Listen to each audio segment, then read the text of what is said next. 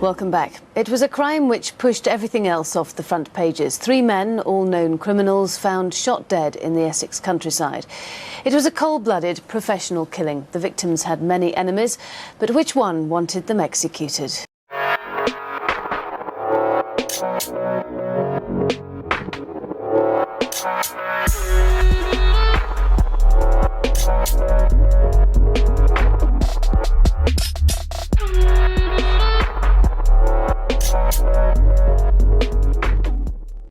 And welcome back to a new video on the Essex Boys case. As always, if you are enjoying the content, please do give the video a thumbs up. And if you're interested in the Essex Boys case, or simply true crime in general, don't forget to hit the subscribe button below. Point 5. The applicants seek to rely on the beacon data in respect of Mr. Wombs and Mr. Nichols for the 6th of December 1995, which shows that 2 short calls were made by Wombs to Nichols at 18:59 on that date. The applicants submit that this reveals a discrepancy in Nichols' account of events, which has only ever referred to 1 telephone call from Mr. Wombs at 18:59. The applicants add that, for both calls to register on the cell site beacons, Nichols would have had to answer them by flipping open his phone each time.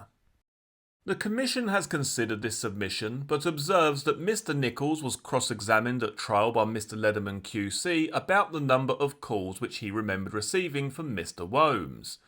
Mr. Wombs has acknowledged this in the course of his communications with the Commission. This point, therefore, does not constitute new evidence or argument for the Commission's purposes. In any event, the Commission also notes that Mr. Wombs, in his own trial evidence, insisted that he only made 1 call to Darren Nichols at 18:59. In his submissions to the Commission, Mr. Wombs argues that the reason Mr. Nichols referred to 1 18:59 call rather than 2 was because he was coached in his account by his interviewing officers, who were working from a telephone action pack during the interviews. The action pack was drawn up from billing data, and so it would only have referred to 1 call. The shorter of the 2 calls was too brief to have been charged for by Mr. Wombs' phone company. The Commission has considered this submission, but takes the view that it is pure speculation. The Commission has seen no evidence that the beacon data reveals as a fact that 2 calls were made. It was open to both Mr. Wombs and Mr. Nichols to give their own recollection of how many calls there were, and they both did so in their evidence at trial. Point 6. It is submitted that the schedules of telephone evidence which were prepared for trial by Essex Police were manufactured to underpin Nichols' testimony by omitting, switching and inaccurately attributing data. The Commission has considered all of the applicants' submissions in relation to the telephone schedules, but takes the view that the points raised are not new for the Commission's purposes. When the Court of Appeal considered the applicant's renewed application for leave to appeal against conviction in January 1999, the Court stated the following. In Ground 8, it is argued that the judge wrongfully admitted evidence which was inaccurate in detail and used to corroborate false claims by the prosecution.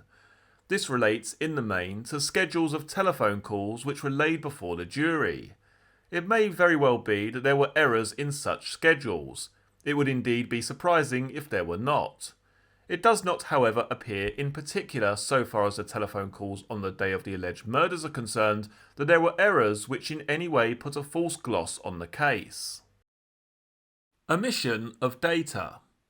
The applicants have pointed out that telephone data reveals that Mr. Tate was in contact with Paul Edwards on the evening of the murders, most notably the last call made by Tate's mobile 923 at 18:26 that day, and that Mr. Tucker was in touch with Ray Sullivan and Michael Bowman on the evening of the murders. In relation to the submission that these individuals were involved in a plot to murder Tucker, Tate and Rolfe, see paragraphs 194 and 195 below. The applicants highlight that none of these calls feature in the trial schedules of telephone evidence.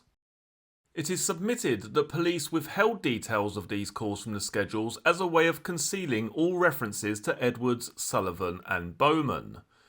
The Commission has considered this submission but observes that it was made clear to the jury that the trial schedules only included calls between specified telephone numbers.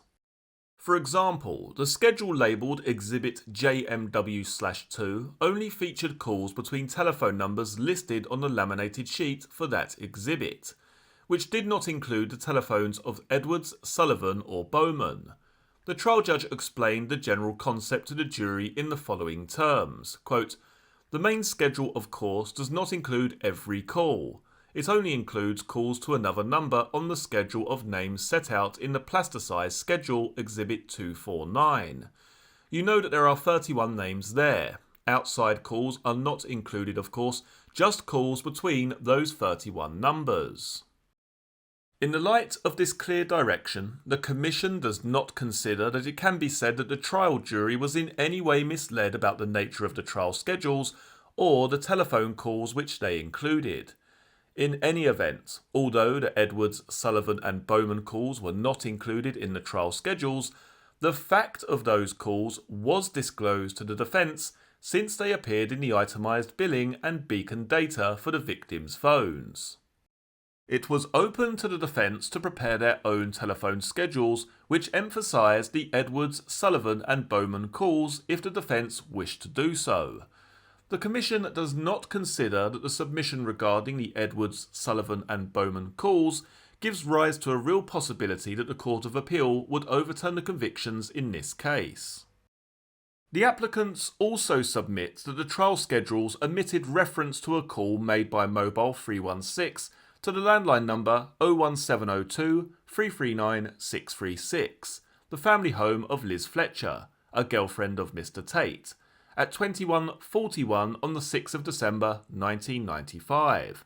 The applicants state that the fact of this call did not become known to them until a detailed schedule of calls entitled, quote, "All phone calls for December 6, 1995, end quote, dated the 15th of January 1996, was disclosed to them prior to the 2006 appeal to the Court of Appeal.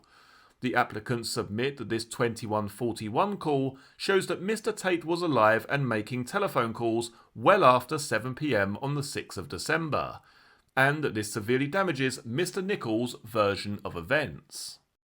The Commission has considered this submission but observes once again that the reason the 21:41 call does not appear in the trial schedule JMW/2 is because that schedule only contained calls between the specific telephones listed on the laminated sheet for that exhibit, and telephone number 01702 339 636 is not included on that sheet.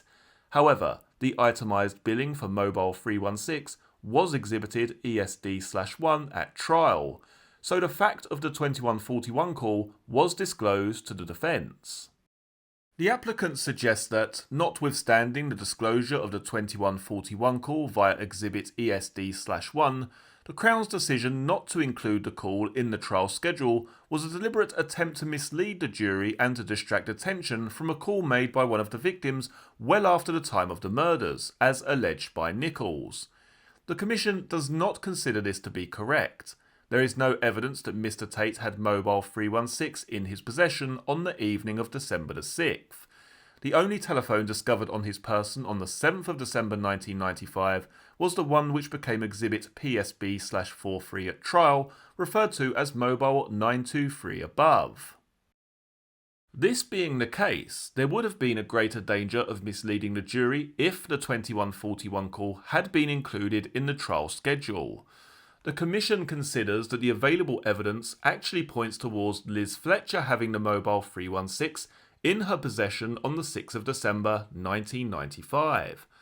Police message M165, dated the 8th of December 1995, details a message from Anne-Marie Whitehead, Mr. Tucker's girlfriend, that, quote, "Tate's old mobile is in the possession of a female called Liz Fletcher." DC Winston's report, R8A, dated the 11th of December, describes attending Mr. Tate's home address with Sarah Saunders on the 9th of December, when Miss Fletcher arrived and returned the front door keys to the premises, keys to the Mercedes car, Echo 532 November Mike uniform, and Miss Saunders' mobile phone.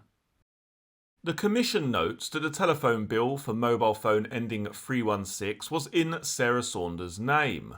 In her police interview on the 13th of June 1996, Sarah Saunders described the same occasion when, in company with Essex Police, she met Liz Fletcher at Mr. Tate's address, and Miss Fletcher returned the mobile telephone which was registered in her, Miss Saunders' name. The calls for mobile 316 on the 6th of December are at least likely to have been made by Liz Fletcher as by Mr. Tate. The Commission notes that telephone number 01702 339 636, which was Miss Fletcher's home number, was called twice by mobile 316 on the 6th of December 1995. This could well indicate Miss Fletcher telephoning her home. In this connection, the Commission also observes that mobile 316 proceeded to call the Fletcher home on the 7th and 8th of December 1995, after Mr. Tate's body had been discovered. The Commission notes Mr. Steele's submission that the calls from mobile 316 on the 6th of December are likely to have been the calls from Mr. Tate to Liz Fletcher, which are described in Miss Fletcher's witness statement S20, dated the 8th of December 1995. However, the Commission does not consider this to be correct. All of the calls from Mr. Tate, which Miss Fletcher describes in her statement, can be accounted for using the billing for Mr. Tate's landline and the billing for his mobile phone 923. In this connection, the Commission observes that Miss Fletcher's work number was 01702 226 347 and not 01702 614 170 as suggested in Mr. Steele's submissions. In the light of the points set out above, the Commission considers that it was entirely reasonable for the 2141 call from mobile 316 not to be included in the trial schedule of telephone calls. The Commission does not consider that the applicant's submissions on this matter give rise to a real possibility that the Court of Appeal would overturn the convictions if the case were referred.